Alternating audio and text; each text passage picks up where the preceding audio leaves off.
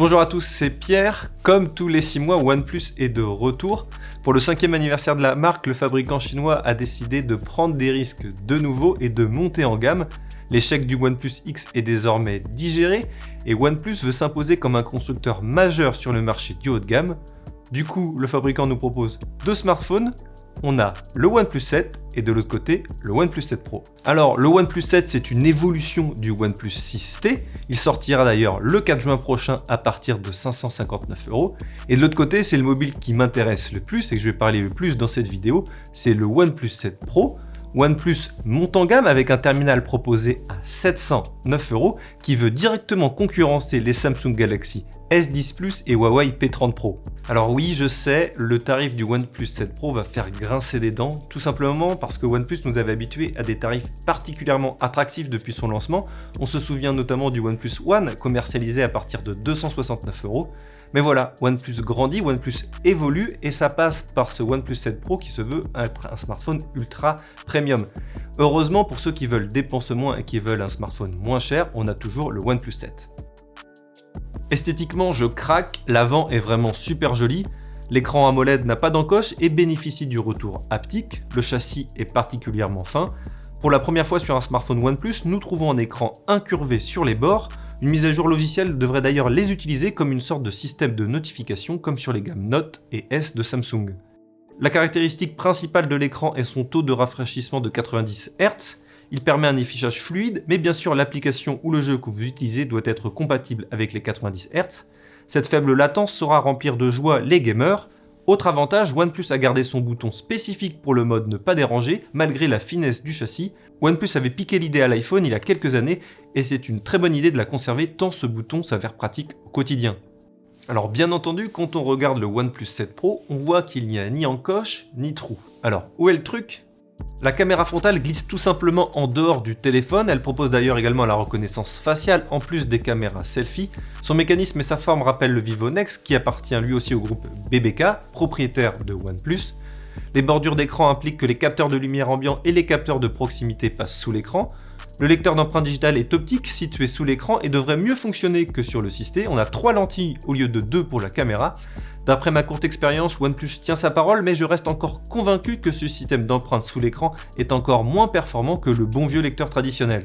J'ai beau avoir un penchant pour les smartphones OnePlus, notamment à cause de son histoire et de la relation que la marque entretient avec la communauté, c'est vrai qu'au niveau de l'appareil photo, on reste toujours un peu sur notre faim. C'est une question importante car sur ce OnePlus 7 Pro qui se veut plus premium mais aussi plus cher, on est en droit d'obtenir des photos aussi bonnes que sur le Pixel 3 ou sur le Huawei P30 Pro. Côté photo, OnePlus suit donc la tendance actuelle et propose 3 appareils photo, un capteur de 48 mégapixels, un grand angle de 16 mégapixels et un téléobjectif avec zoom optique x3. L'appareil photo vient bien sûr de chez Sony, il s'agit de l'IMX 586 et grâce à la technologie Quad Bayer, il devrait proposer de bonnes photos de nuit. D'après mes premiers essais, l'appareil photo de ce OnePlus 7 Pro s'avère être une bonne satisfaction, le fabricant s'améliore, mais on reste un peu en deçà de ce que peut proposer un Pixel 3 ou un Huawei P30 Pro. Le bon point, c'est que la mise au point et la rapidité d'ouverture de l'application de l'appareil photo sont vraiment très bonnes. Sous le capot, comme toujours, nous trouvons du lourd, avec le processeur le plus rapide de Qualcomm qui s'appelle le Snapdragon 855, accompagné selon les versions de 6, 8 ou 12 Go de RAM et de 128 à 256 Go de mémoire UltraFast Storage 3.0, mais aucune possibilité d'augmentation n'est proposée. Grâce au refroidissement par liquide, le smartphone ne chauffe pas, même avec le chargement avec l'alimentation Warp Charge 30.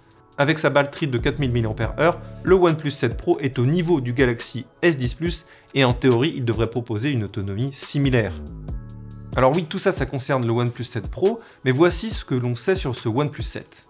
Et le OnePlus 7, dans tout ça, le téléphone existe, mais visuellement, on ne voit pas vraiment de différence entre le OnePlus 7 et le 6T. Les changements se situent surtout à l'intérieur, on a un Snapdragon 855, 8 Go de RAM et au maximum 256 Go de mémoire UltraFast Storage 3.0. L'appareil photo a un capteur de 48 mégapixels, mais le téléobjectif n'a qu'un capteur de 5 mégapixels. Les haut-parleurs ont été retravaillés, il est possible d'utiliser le haut-parleur supérieur comme un deuxième haut-parleur. Oui, nous avons du son stéréo. Pour ce qui est de l'écran, de la batterie et de la charge rapide, il n'y a pas de différence. Alors pour conclure, je vais d'abord vous donner mon avis sur le OnePlus 7. Je n'ai passé que quelques minutes avec le terminal, donc il est encore trop tôt pour vous donner mon avis final sur l'appareil. Ce sera à l'objet d'une prochaine vidéo. Mais en tout cas, sur le papier, ça apparaît vraiment pour être le meilleur smartphone en dessous de 600 €.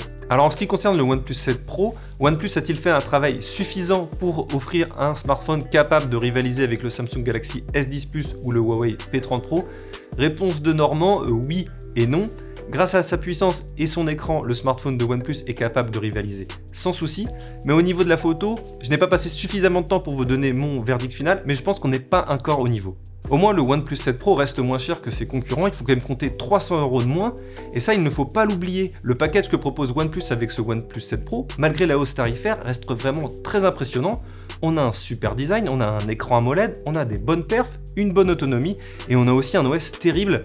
Le OnePlus 7 Pro, c'est le smartphone le plus rapide que j'ai testé jusqu'à présent, et c'est une habitude que le constructeur nous a donnée depuis le lancement des smartphones OnePlus. On a toujours un smartphone super fluide et plus rapide que la concurrence. Voilà, c'est tout pour mes premières impressions sur ce OnePlus 7 Pro, j'espère que vous les avez aimés. Dites-moi ce que vous pensez de ce téléphone dans les commentaires, lâchez un like, abonnez-vous, et on se retrouve vite pour une prochaine vidéo sur Android Pit France.